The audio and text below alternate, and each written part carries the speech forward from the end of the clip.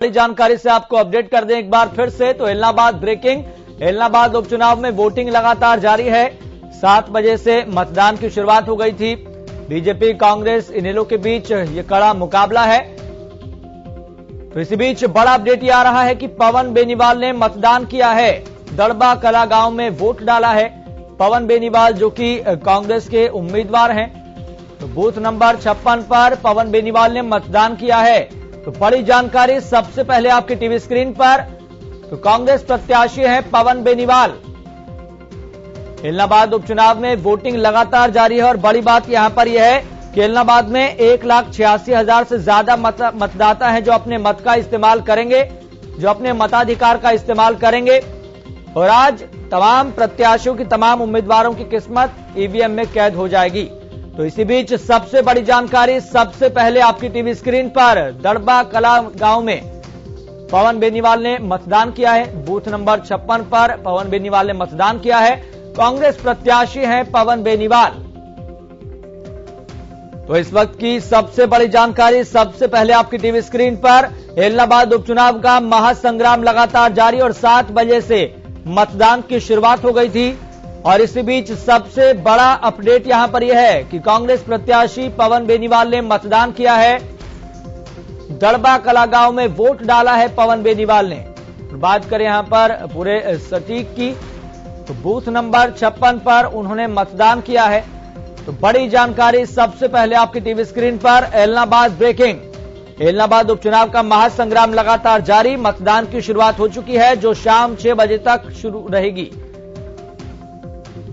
तो शाम 6 बजे तक वोट डाले जाएंगे। इलाहाबाद में 1,86,000 से ज्यादा मतदाता हैं जो अपने मताधिकार का इस्तेमाल करेंगे। और इस उपचुनाव में 211 पोलिंग बूथ पर मतदान होगा।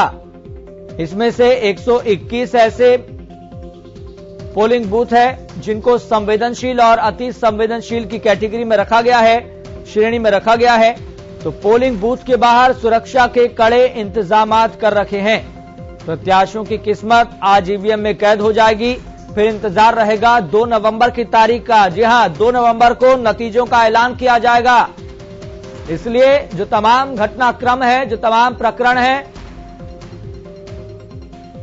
अपने दिलो दिमाग में रखिए और दिल थाम कर बैठिए। तमाम स्थितियों का, तमाम परिस्थितियों का मूल्यांकन कीजिए, आकलन कीजिए। लेकिन इसी बीच बड़ी जानकारी आपको बता दें कि इस इलाहाबाद के उपचुनाव के धाकड़ मुकाबले में एक बड़ी जानकारी यहां पर यह है कि कांग्रेस प्रत्याशी पवन बेनीवाल ने वोट डाल दिया है। इलाहाबाद उपचुनाव में वोटिंग लगातार जारी है जो सुबह 7 बजे से शुरू हो गई थी। शाम 6 बजे तक वोट डाले जाएंगे। इलाहाबाद में 1,86,000 मतदाता हैं जो अपने मताधिकार का इस्तेमाल करेंगे। लेकिन देखना होगा कि वोटिंग परसेंटेज यहां पर आज कितना रहता है, क्योंकि तमाम उम्मीदवारों की, तमाम प्रत्याशियों की, तमाम सियासी दानों की नजर इस बात पर रहेगी कि आज वोटिंग परसेंटेज कितना रहने वाला है। वोटिंग परसेंटेज कम रहेगा या फिर बढ़ेगा, यह देखना होगा। अगर बढ़ेगा तो इसका मतलब ये समझिए कि उसके अलग तरह के मायने हैं, और बढ़ेगा तो इसके मायने ये भी हैं कि जनता भी, इलाहाबाद की आवाम भी इस बात को लेकर और इस लोकतंत्र के महापर्व को लेकर बहुत ज्यादा उत्साहित है, बहुत ज्यादा उम्मीदें लगाई बैठी है, बहुत ज्यादा आतुर है इस उपचुनाव को लेकर। तो तमाम परिस्थितियों को देखते हुए तरह तरह के मायने निकाले जाएंगे। चूंकि ये इलाहाबाद का उपचुनाव ऐसे समय पर हो रहा है जब किसान आंदोलन लगातार जारी है। और इत्तेफाक से आप ये स्थिति देखिए कि इलाहाबाद उपचुनाव के भीतर, उसके अंतर्गत जितने भी क्षेत्र आते हैं उसमें से 70 से 80% जो बेल्ट है वो ग्रामीण क्षेत्र की बेल्ट है। फिर उसके बाद आता है इलाहाबाद शहर। इलाहाबाद शहर के मतदाता भी अपना दृष्टिकोण रखते हैं, इस उपचुनाव को लेकर अपना नजरिया रखते हैं और समय समय पर अपनी बात भी रखते रहे हैं। लेकिन इस उपचुनाव में साइलेंट वोटर की भूमिका भी बहुत अहम है। तो इलाहाबाद उपचुनाव में वोटिंग लगातार जारी है जो सुबह 7 बजे से शुरू हुई थी, जो शाम 6 बजे तक शुरू रहेगी। तो शाम 6 बजे तक वोट डाले जाएंगे। इलाहाबाद में 1,86,000 से ज्यादा मतदाता हैं जो अपने मताधिकार का इस्तेमाल करेंगे।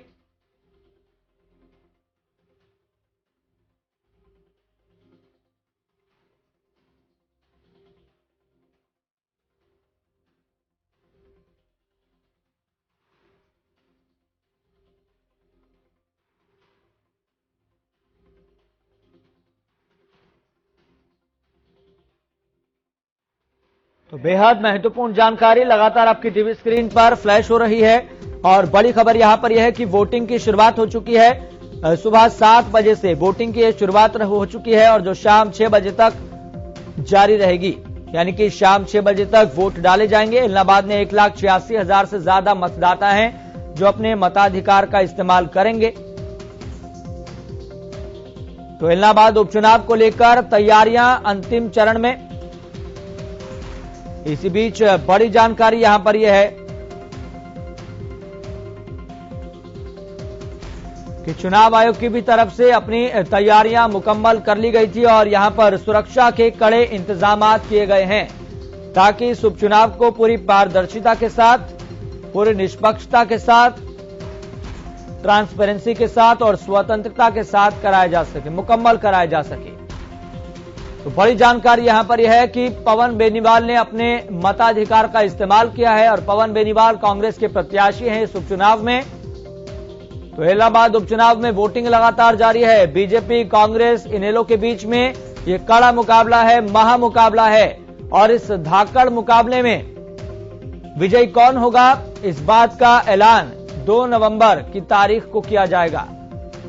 यानी कि आज का दिन तो महत्वपूर्ण है ही, उससे भी ज्यादा महत्वपूर्ण दिन है 2 नवंबर का। इसी बीच आपको बता दें कि लगातार हमारे संवाददाता तमाम परिस्थितियों पर अपनी बारीक नजर गड़ाए हुए हैं और पल पल की जानकारियों से आपको अपडेट कर रहे हैं। अमित तिवारी हमारे साथ जुड़ गए हैं। अमित, फिलहाल क्या स्थिति देख पा रहे हैं? जी यश, मैं आपको बता दूं कि सुबह 6 बजे से एक तरह से प्रक्रिया शुरू हुई थी। पहले मॉक पोल हुआ, उसके बाद जो है हस्ताक्षर करवाए गए पोलिंग एजेंटों के और 7 बजे से जो प्रक्रिया शुरू हो गई। हम इस समय मौजूद हैं वो पोलिंग स्टेशन है जो वो अति संवेदनशील क्षेत्र उसको माना गया, दोनों बूथों को, जिनमें दड़बा कला गांव का यह क्षेत्र है और सबसे बड़ी बात यह है कि कांग्रेस प्रत्याशी पवन बेनीवाल का यह गांव भी पड़ता है और तमाम तरह की तैयारियां, तमाम तरह के सुरक्षा बंदोबस्त यहाँ किए गए हैं।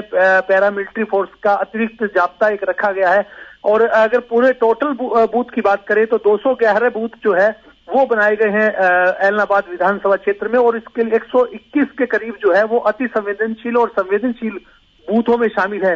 इसके अलावा सबसे बड़ी बात यह है कि 211 के जो तमाम बूथ हैं उनकी वेबकास्टिंग का भी प्रबंध किया गया है ताकि एक एक बूथ पर निगरानी रखी जा सके।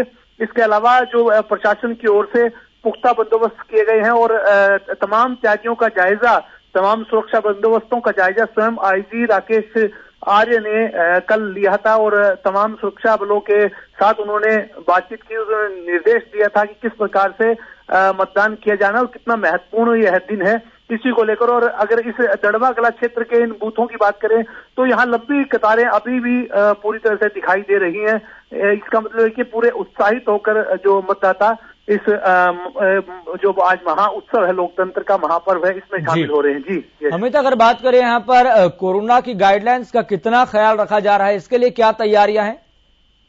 जी बिल्कुल, पूरा प्रबंध यहाँ देखने को मिल रहा है। अधिसंख्य लोग जो है वो मास्क लगाए हुए हैं, तो ऐसे में निर्देश दिए गए, लेकिन जो 6 गज की दूरी थी और तमाम जो बातें थी उस तरह की तो नहीं दिखाई देती, सोशल डिस्टेंसिंग नहीं है, लेकिन मास्क काफी लोगों ने लगा रखे हैं और लेकिन अंदर जाने के बाद जो है वो दूरी मेंटेन की जा रही है, लेकिन जो बाहर जो कतारें लगी हुई है वहां कोई इस तरह की दूरी नहीं दिखाई दे रही। जी अमित, अगर बात करें यहाँ पर फिलहाल स्थिति क्या देख पा रहे हैं पोलिंग बूथ के आसपास? कितने लोग फिलहाल घरों से बाहर निकल के अपने मताधिकार का इस्तेमाल करते हुए दिखाई दे रहे हैं? कितने उत्सुक दिखाई दे रहे हैं लोग? जी बिल्कुल, यहाँ अगर बात की जाए तो काफी भीड़ इस मतदान केंद्र पर है और ये बड़ा गांव है और यहाँ मतदान केंद्रों पर महिलाओं की भी अच्छी खासी तादाद है। इसका मतलब यह है कि सुबह पहले लोग अपने मताधिकार का इस्तेमाल कर लेना चाहते हैं और उसके बाद वे अपने जो दैनंदिन जो कार्य हैं उनमें लग जाएंगे। फिलहाल जो इस बूथ पर काफी भीड़ है और इसका सीधा सीधा अर्थ है कि लोग बड़े उत्साहित हैं मतदान की ओर लेकर। जी और बात करें यहाँ पर किस आयु वर्ग के लोग दिखाई दे रहे हैं, अगर आप ये बता पाए अंदाजा? जी बिल्कुल, अगर बात करें तो ये बुजुर्गों के साथ साथ तमाम जो महिलाएं हैं वे भी उत्साह के साथ, मतलब महिलाओं की संख्या भी जो है पुरुषों से कहीं कम नहीं है, बराबर उनकी कतारें लगी हुई हैं। तो एक अच्छा संदेश है यह जो प्रयास किए गए थे ज्यादा से ज्यादा मतदान करवाने के, उसमें कहीं ना कहीं प्रशासन भी यहाँ इस बूथ को सुबह पहले की अगर 7 बजे से प्रक्रिया शुरू हुई उसको देखते हुए अच्छी खासी हाजिरी इस बूथ पर लगी हुई है और तमाम आयु वर्ग के लोग यहाँ जो है वो वोट डालने के लिए आए हुए हैं। जी, और जो यहाँ पर अगर बात करें, चुनाव आयोग लगातार ये बात कह रहा है और ऐसा होना भी चाहिए कि जो भी उपचुनाव हो या फिर कोई चुनाव हो तो वो उपचुनाव पारदर्शिता के साथ होना चाहिए, बिना किसी दबाव के साथ होना चाहिए, पूरी स्वतंत्रता उसमें दिखाई देनी चाहिए। तो ऐसे में इस बात का जो ख्याल है वो जमीनी स्तर पर कितना दिखाई दे रहा है? जी बिल्कुल, फ्री एंड फेयर इलेक्शन करवाने के लिए ही प्रशासन लगातार सजग और सतर्क रहा है। चुनाव आयोग के निर्देशों को अमली जामा पहनाने के लिए तमाम पुख्ता बंदोबस्त किए गए और इस बार जो 2 महत्वपूर्ण बातें रही हैं, एक तो कोरोना का संकट है और दूसरा जो किसान आंदोलन का साया। तो ऐसे में प्रशासन पूरी तरह से अलर्ट रहा है और इसी वजह से जो 34 पैरामिलिट्री फोर्सेस की जो कंपनियां हैं, अर्धसैनिक बलों की कंपनियां, वो पूरे ऐलनाबाद क्षेत्र में तैनात रहेंगी ताकि किसी प्रकार का कोई परिंदा पर ना मार सके और तमाम 211 बूथों पर प्रशासन की पैनी नजर जो सुरक्षा बलों की रहेगी।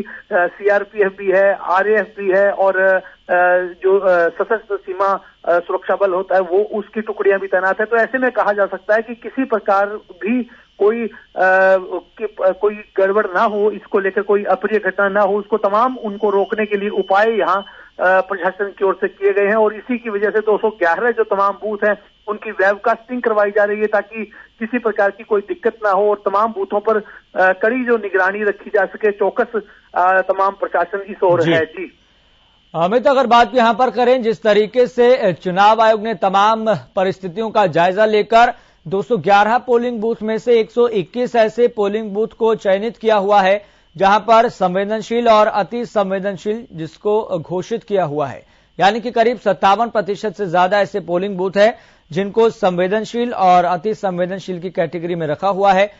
क्या ऐसा पहली दफा देखने को मिल रहा है कि ऐलनाबाद के तमाम क्षेत्रों में ऐसे क्षेत्रों का चयन किया गया है?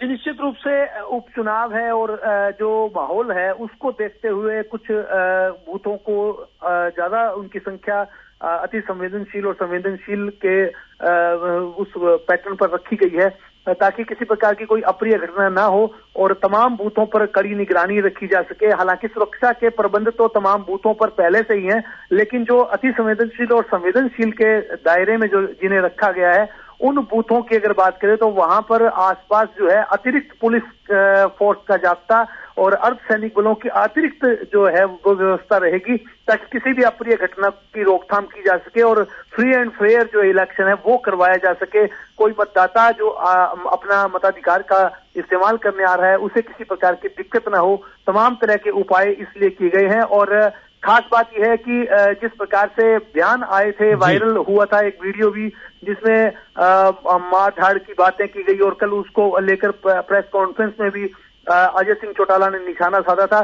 तो तमाम ऐसे इन चीजों को देखते हुए प्रशासन के ध्यान में सारा मामला है और उसी को ध्यान में रखते हुए ही पूरे सुरक्षा के बंदोबस्त यहाँ देखने को मिल रहे हैं। जी अमित, अगर यहाँ पर बात करें इस पहलू को लेकर भी कि वोटिंग परसेंटेज को लेकर आज तमाम उम्मीदवारों की, तमाम प्रत्याशियों की, तमाम सियासतदानों की नजर इस बात पर टिकी रहेगी कि वोटिंग परसेंटेज कितना बढ़ रहा है, कितने समय कितना है, और वोटिंग परसेंट बढ़ेगा तो उनके अपने मायने हैं, कम होगा तो उसके अपने मायने हैं। ऐसे में वोटिंग परसेंटेज को लेकर बात करें तो इस ऐलनाबाद क्षेत्र को लेकर इसका इतिहास क्या रहा है, यहाँ पर लोगों के भीतर किस तरह की उत्सुकता देखने को मिलती रही है? जी बिल्कुल, अगर आपकी बात जायज है यश की, वो जो मतदान का प्रतिशत होता है उस पर तमाम जो लोगों की निगाहें रहती है, खासतौर पर जो चुनाव मैदान में उतरे प्रत्याशी हैं, नेता हैं और मतदाता हैं उस इलाके के, तो एक मोटा मोटा अनुमान भी उस तरह से लगाया जा सकता है कि कितना मतदान प्रतिशत रहा। हालांकि ऐलनाबाद की स्थिति इस मामले में सुखद रही है, वहां मतदान प्रतिशत हमेशा अच्छा ही आता रहा है। पिछले इलेक्शनों की भी अगर बात करें तो 79% के आसपास जो पोलिंग हुई थी। तो ऐसे में इस बार का भी अंदाजा है कि तमाम जैसा माहौल है उसके बीच भी जिस हिसाब से सुबह 7 बजे का जो अब करीब 7:45 बज चुके हैं और इसमें अभी भी अगर आप देखें तो बड़ी भीड़ जो मतदान केंद्रों पर है, तो ऐसे में निश्चित रूप से मतदान प्रतिशत अच्छा होगा। और इसके लिए इसके अपने अपने मायने होते हैं। अगर जनरल इलेक्शन की बात करें तो जो सत्ता को कई बार इसमें जो दिक्कतें उठानी पड़ती हैं, लेकिन यह बाई इलेक्शन है, बाई इलेक्शन की तस्वीर अलग होती है और इसमें मतदान प्रतिशत है वो अलग अलग उसके मायने निकाले जाते हैं। फिलहाल के लिए जो जितनी भीड़ जुड़ रही है उसके लगता है कि एक अच्छा खासा जो आंकड़ा है वो मतदान प्रतिशत का यहाँ पूरा हो जाएगा, क्योंकि प्रशासन की ओर से ज्यादा लोगों में प्रचार किया गया कि ज्यादा से ज्यादा मतदान किया जाए और सुरक्षा के माहौल का एक एहसास कराया गया। एलनाबाद शहरी और ग्रामीण क्षेत्रों में लगातार पुलिस की टीमें अवलोकन करती रही और जो फ्लैग मार्च निकाले गए, तो ऐसे में प्रशासन ने बिल्कुल लोगों को में संदेश दिया कि वे बेखौफ होकर बेनिडर होकर निर्भीकता से अपने मताधिकार का इस्तेमाल करें। इस प्रकार का संदेश लगातार प्रशासन की ओर से देने की कोशिश की और मुख्यमंत्री मनोहर लाल भी यहाँ पहुंचे तो उन्होंने यही संदेश दिया कि निडर और निर्भीक होकर अपने मताधिकार का इस्तेमाल करें। जी बिल्कुल अमित, बहुत बहुत शुक्रिया जानकारी साझा करने के लिए। लगातार आप नजर बनाए रखिए, हम आपसे अपडेट लेते रहेंगे। तो पल पल की जानकारियों से सबसे पहले हरियाणा न्यूज आपको अपडेट कर रहा है। एलनाबाद का महासंग्राम लगातार जारी है, लेकिन इसी बीच सबसे बड़ी बात यहां पर यह कि हमारे संवाददाता एक एक पोलिंग बूथ पर अपनी नजर बनाए हुए हैं और सबसे पहले आपको जानकारी देने की कोशिश कर रहे हैं। इसी कड़ी में आपको बता दें कि रवि कालीरमन भी हमारे साथ जुड़ गए हैं। रवि कालीरमन, आपका रुख करना चाहेंगे, फिलहाल आपके पास इन तमाम परिस्थितियों को लेकर अपडेट क्या है, क्या स्थिति आप देख पा रहे हैं? बिल्कुल यश, देखिए इस वक्त हम एलनाबाद के अरनियावाली गांव है और तस्वीरों में आप देख पा रहे हैं कि लंबी लंबी जो कतारें हैं मतदाताओं की वो यहाँ लग गई हैं और तमाम जो मतदाता हैं वो अपना मताधिकार का प्रयोग करने के लिए जो है सेंटर है, जो पोलिंग बूथ सेंटर है उसमें पहुंच चुके हैं। और तमाम जिस प्रकार की हिदायतें यहाँ दी गई थी कोविड को लेकर भी कहीं ना कहीं जो है जो स्वास्थ्य विभाग के कुछ कर्मचारी हैं वो भी यहाँ है। तमाम जो पोलिंग सेंटर्स हैं, तमाम जो पोलिंग बूथ्स हैं उनको लगातार सैनिटाइज किया जाएगा, बार बार उनको सैनिटाइज किया जाएगा ताकि जो संक्रमण की जो रेशो है उसको कम से कम जो है फैलने से रोका जाए। और ऐसे में कहीं ना कहीं आप भीड़ के माध्यम से देख पाएंगे, तस्वीरों के माध्यम से देख पाएंगे तमाम जो मतदाता हैं वो कतारों में यहाँ लग गए हैं और ज्यादा से ज्यादा जो वोटिंग जो सुबह के टाइम है वो करने को लेकर आतुर है, क्योंकि जिस प्रकार से ग्रामीण तबका लगातार जो है खेतों में काम करने वाले लोग हैं, सुबह सुबह अपना जो है वोट डालकर तमाम जो लोग हैं अपने खेतों में काम करने जाएंगे। ऐसे में कहीं ना कहीं जो लोग हैं वो वोट डाल के आ रहे हैं, आप तस्वीरों के माध्यम से देख रहे हैं। और जिस प्रकार से लगातार बताया जा रहा है कि इस बार जो इलेक्शन है उसमें सुरक्षा के इंतजाम काफी पुख्ता कर दिए गए हैं और ऐसे में कहीं ना कहीं जो संवेदनशील और अति संवेदनशील बूथों की मैं बात करूं तो करीब 211 ऐसे जो बूथ हैं जो टोटल बूथ हैं और 121 जो बूथ हैं वो संवेदनशील और अति संवेदनशील उसमें कैटेगरी में रखे गए हैं। ऐसे में कहीं ना कहीं मैं जिक्र करना चाहूंगा कि जो संवेदनशील और अति संवेदनशील जो बूथ हैं उनमें कहीं ना कहीं जो मोबाइल है उसको भी लेके अंदर जाने नहीं दिया जा रहा है। तो ऐसे में कहीं ना कहीं सुरक्षा के इंतजाम पुख्ता है, ज्यादा से ज्यादा लोग निर्भीक होकर निडर होकर जो है अपना मतदान कर सकते हैं। लगातार मुख्यमंत्री मनोहर लाल यहाँ जब एलनाबाद प्रचार के लिए पहुंचे थे तो उन्होंने भी साथ यही कहा था कि निर्भीक और जो है निडर होकर आप मतदान कीजिए। तमाम जो सुरक्षा की व्यवस्था है वो सरकार के द्वारा सुनिश्चित करी गई है। जी रवि, अगर बात करें यहाँ पर सुबह सुबह चाहे महिलाओं की बात हो पुरुषों की बात हो, उनके भीतर एक अलग तरह का उत्साह देखने को मिल रहा है इस उपचुनाव को लेकर। तो फिलहाल आप किस तरीके की आप तस्वीर देख पा रहे हैं? अपने तरीके से आप तस्वीरों को देखकर अंदाजा लगा पाए कि यहाँ पर महिलाओं की ज्यादा तादाद दिखाई दे रही है या फिर पुरुषों की? बिल्कुल, मैं तस्वीरों में दिखाना चाहूंगा जो तमाम जो लाइन है महिलाओं की भी एक लाइन जो है पुरुषों के बराबर ही है। तो लगातार जिस प्रकार से महिलाएं भी पूरी जो है भागीदारी कर रही है, मतदान जो है वो करने के लिए पहुंच रही है। ऐसे में कहीं ना कहीं जिस प्रकार से जो लोग हैं यहाँ के मतदान की जो मैं बात करूं तो करीब 80% का जो मतदान जो पिछला इलेक्शन हुआ था 2019 का जो विधानसभा चुनाव था उसमें हुआ था। और इस बार के भी जो आंकड़े हैं यही जो आकलन है वो यही बता रहा है कि 80-85% के आसपास का जो है इस बार जो है मतदान होने जा रहा है। ऐसे में कुछ लोग हमारे साथ मौजूद हैं जो मतदान करके आए हैं, इनसे भी जानने का प्रयास करते हैं कि सरकार किस प्रकार के जो है प्रयास उन्होंने यहाँ किए हैं, सुरक्षा को लेकर कितने पुख्ता इंतजामात हैं और किस हिसाब से वो किस मुद्दों को देखकर जो है वोटिंग कर रहे हैं। सर, किस मुद्दों को देखकर जो है आप वोटिंग कर रहे हैं अभी फिलहाल? सर, बात ये है हम किसान के मुद्दे पर वोट कर रहे हैं। जी हाँ, मौजूदा मुद्दा यही है और कोई मुद्दा नहीं है हमारे एरिया में। और प्रबंध बढ़िया है सरकार के, कोई दिक्कत नहीं है। हमारा एरिया निर्भीक करके वोट करता है, कोई दिक्कत नहीं है, किसी तरह का कोई प्रेशर नहीं है। तो जो मतदान की जो है कितने प्रतिशत मतदान जो है आपका 2019 का जो इलेक्शन हुआ था उसमें हुआ था? उसका तो ध्यान नहीं है, पर इस टाइम मान के चल रहा 85 से 90% है ना हमारे गांव में वोटिंग हो जाएगी जी। हाँ, तो मुद्दा सिर्फ और सिर्फ किसानी है और कोई मुद्दा नहीं है यहाँ जी। तो आप जो है सुरक्षा के इंतजाम जो को लेकर सहमत हैं कि सरकार ने जो इंतजाम करा रखे हैं वो पूरे पुख्ता हैं, क्योंकि कहीं ना कहीं कोविड के नियम्स भी हैं, कोविड इसको प्रोटोकॉल करने के लिए भी एक स्वास्थ्य विभाग के कर्मचारी हैं, उनकी ड्यूटी लगाई जा रही है। तो कैसे देखते हैं पूरे इस बाई इलेक्शन को आप? बहुत बढ़िया प्रोग्राम कर रखा है, सारा सुविधा दे रखी है, सैनिटाइज वगैरह भी कर रहे हैं, मास्क भी दे रहे हैं और ऐसी कोई दिक्कत नहीं है जो किसी वोटर को कोई परेशानी नहीं है। यस, देखिए बिल्कुल जो आम लोग हैं तमाम जो सुरक्षा मुहैया करानी चाहिए थी सरकार को, प्रशासन को या इलेक्शन कमीशन को, वो सुरक्षा यहाँ मुहैया कराई गई है। और ऐसे में जिस प्रकार की तस्वीरें आप देख रहे हैं, ज्यादा से ज्यादा लोग हैं। जो सुबह का जो मतदान का टाइम है 7 बजे जो है मतदान शुरू हुआ था, 7 बजे से ही जो लोगों की भीड़ है यहाँ जुटनी शुरू हो गई। करीब 3 ऐसे बूथ हैं जिसमें बूथ नंबर 51, 52 और 53 3 बूथ हैं और तीनों बूथों में करीब हजार जो है वोटिंग होनी है। 3000 का लगभग जो है वोटों का ये गांव है और इस गांव में करीब जो है 3 बूथ बनाए गए हैं और तीनों बूथों पर लगातार ऐसी ही जो तस्वीरें हम आपको दिखा पा रहे हैं कि तस्वीरों के माध्यम से सुबह से लगातार जो लोग हैं यहाँ मतदान करने के लिए जुटे हैं और कहीं ना कहीं जो उनका मतदान प्रतिशत है वो करीब 80 से 85% रहने का अनुमान जो है ग्रामीण है वो भी बता रहे हैं। और जिस प्रकार से जो आकलन किया जा रहा था, जिस प्रकार से जो लोग बता रहे हैं, उस हिसाब से इस बार का जो चुनाव है 80 से 85% मतदान यहाँ होने वाला है। चलिए रवि, लगातार आप हमारे साथ बने रहिए, हम आपसे अपडेट लेते रहेंगे। आप तस्वीरों का मूल्यांकन कीजिए, आकलन कीजिए, लगातार हम आपसे अपडेट लेते रहेंगे। तो इलाहाबाद का महासंग्राम लगातार जारी है और इस महासंग्राम को लेकर पल पल की जानकारियों से हरियाणा न्यूज आपको सबसे पहले अपडेट करेगा। लेकिन